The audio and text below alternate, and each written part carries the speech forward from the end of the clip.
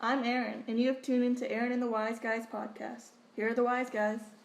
I'm Joseph. And I'm Jason. And we're the Wise Guys. Now let's get going here, Erin. Gentlemen, the Toronto Blue Jays are in the playoffs for the first time in 22 seasons, and oddsmakers have them pegged as World Series favorites. Toronto enters at 3-1 odds to win its first World Series title since 1993, while the Kansas City Royals follow at 5-1. What are your thoughts?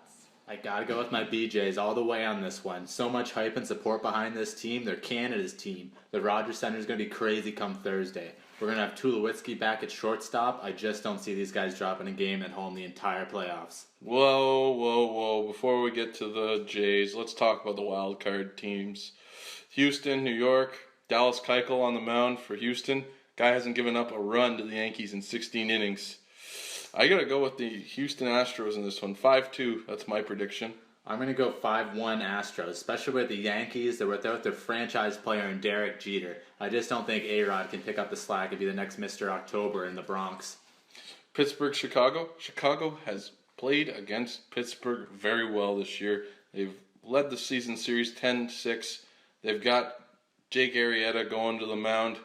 Guy's throwing a no-hitter this year. He's 2-1 against Pittsburgh this year. They're going to go into PNC Park, and they're going to come out with the win. They're going back to Chicago for some more playoff baseball. I think so, too. They've had a couple disappointing runs in the past for the Cubs, but this year I really think they got the whole team together. They got the whole big picture. They can do. They can take it. All right, now we can talk about the Jays. Season series against the Rangers, 4-2. They split 2-3-game series. They're the two hottest teams in baseball. The Jays were 43-18. The second half of the season, Texas 41-22. Jays have depth at pitching, but the Rangers they've pitched against the Jays well. They've got Giovanni Gallardo, Cole Hamels, a couple guys that have given the Jays fits, but then they've got guys in there that the Jays have feasted on. I think it's going to be all offense in this series. Home run city in these ballparks. With the Jays lineup, there's no way that they're going to outscore us here. No chance. The way David Price and Marcus Stroman, Estrada, Dickey, the way they've pitched the second half of the season. No slap on the wrist here. San Jose Sharks for Rafi Torres was handed a 41-game suspension by the NHL Department of Player Safety on Monday for his illegal check to the head of Anaheim Ducks forward Yakov Silverberg. I really love the type of high-impact hockey that he plays, but this time Torres has taken it a step too far, especially considering he's one of the league's most repeat offenders. Yep, he's been suspended 5 times in the last 5 years. 4 games, 2 games, 21 games, the remainder of a playoff series. 41 games. When's he going to learn? And look at the guys that he's targeting. These aren't fourth-line grinders. These are the star players. You got Marian Hossa, Jarrett Stahl, Jakob Silverberg in the last one, Jordan Eberle. It's just getting ridiculous. He's going out there and he's trying to hurt people. This is what happens when the league tries to take fighting out of the game, though. The players can't police themselves, and all of this chicken shit hockey isn't going to fly if you have your tough guys out there letting them know what's going to happen when they pull this. Don Cherry will be appalled. That was a disgusting hit. Silverberg's got his head down. He's not even expecting anything to happen to him. I can't believe it. It's terrible hockey. New York Yankees left-hander CC Sabathia is checking himself into an alcohol rehab center and will be unavailable for the duration of the postseason, he announced Monday. Sabathia said he was leaving for the playoff-bound Yankees to treat his disorder and is looking forward to returning to the club for the 2016 season. I think this is a great move on his part, and it shows a lot of character.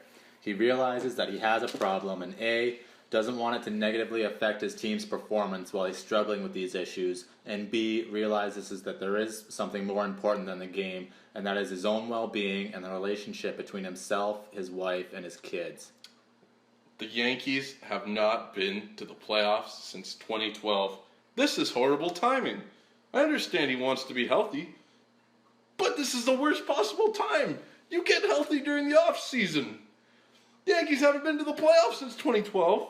He's the only one in the rotation that's pitched in the playoffs. He has 107 innings. The rest of the rotation has 11 playoff innings. What if they had won the AL East? He's giving up on his team. Well, you know what? He shouldn't even be thinking about baseball right now. If the organization as well as his teammates actually care about him and his well-being and put that above the importance of winning, I think they'll definitely support this decision and hope that he gets better no matter how long it takes. You win World Series when he's in the rotation. With the NHL kicking off Wednesday, a lot of speculation is being put towards Connor McDavid and what kind of season he's going to have with the Oilers. The projected next one has already impressed in preseason, but can he live up to the hype? Connor McDavid is a generational talent. He's a catalyst for positive plays in all three zones. He has Gretzky-like vision, recognizes scoring plays before they even happen. He's blessed with good size, elite skill set. He's a phenomenal skater, accelerates quickly. All in all, he's a dominant center.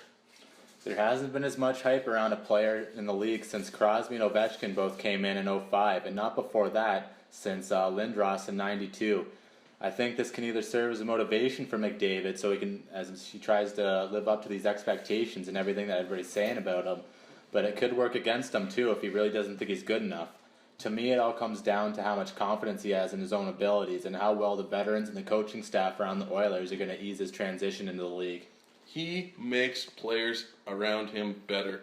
Alex DeBrincat, first-year player in the O last year, put up 51 goals as his right winger. Oh yeah? How many points do you think he's going to rack up this year? I think he's going to put up at least 82. 82, you're being pretty generous there. Yeah, he's a elite talent. He'll put up 82 points easily. I'm going to go high 60s, maybe 68, 69. The wingers he's lined up right now to have Taylor Hall and Nail Yakupov. Easily, those two will make him better. He'll make them better. Nail Yakupov is going to have a recovery season. He has a lot of good players around him, but the Oilers are still unproven. As a team, they're really going to have to pick it up this year to try and rally around McDavid. He's an exceptional player, and he'll make everyone better. The last winless team in the NFL will take the field tonight when the Detroit Lions, who are 0-3, battle the Seattle Seahawks at CenturyLink Field. What will it take for the Lions to get this season back on track? There is no chance in the world that the Detroit Lions go into CenturyLink Field and come out with a victory tonight. No chance. The Seahawks defense since 2012 at home leads the NFL in points per game, first downs per game, yards per game, and interceptions per game. The Seahawks haven't allowed a TD in 18 regular season quarters since Cam Chancellor has been back on the field. My question is, if the Lions do go 0-4, everybody's got to be really worried around Detroit. There's already been a coaching change for a team with a better record than the Lions this year. How worried should Jim Caldwell be about his job right now? Or do you think management has enough faith in him that he can turn the ship around before the season's totally lost? Oh, they should get rid of him right now. There's been questionable play calls. They're not even using their best players right now. Well, really, how much of this falls on the coach and how much is the player's responsibility? Like, they're ranked third last in offense in the league. A coach can only do so much, but his star players need to go out there and perform. The National Hockey League, responding to what it says is a possible increased use of cocaine among its players, has kickstarted talks with the NHL Players Association to add the drug and others like it to the list of banned substances for which the league regularly monitors. The number of cocaine positives are more than they were in previous years, and they're going up, NHL Deputy Commissioner Bale Daly told TSN in an interview. I wouldn't say it's a crisis in any sense. What I'd say is drugs like cocaine are cyclical, and you've hit a cycle where it's an in-jug again. What do you think, wise guys? Breaking news in the NHL this week, but is it really that breaking? I doubt that the NHL has been that naive over the years about what their players are doing, who they're doing it with, etc. I just don't think this is really that shocking to them. Shocking? The NHL's turning into the NFL. Ryan O'Reilly, Jared Stoll, Slava Voyanov, Claude Giroux, Ryan Malone, all been arrested in the last 2-3 years. Well, I do think it's good that they're finally trying to be proactive about this, especially after the numerous cases of the recent past regarding their players and illicit substances and alcohol, what have you. Now they can really try and clean up their image and prevent the many problems that the leagues like the NBA, the NFL have had with their player and their conduct. The fact that cocaine is already on their urine samples and the NHL has done absolutely nothing, it aggravates me. You're not cleaning up your image if there's already cocaine in your image. It's terrible.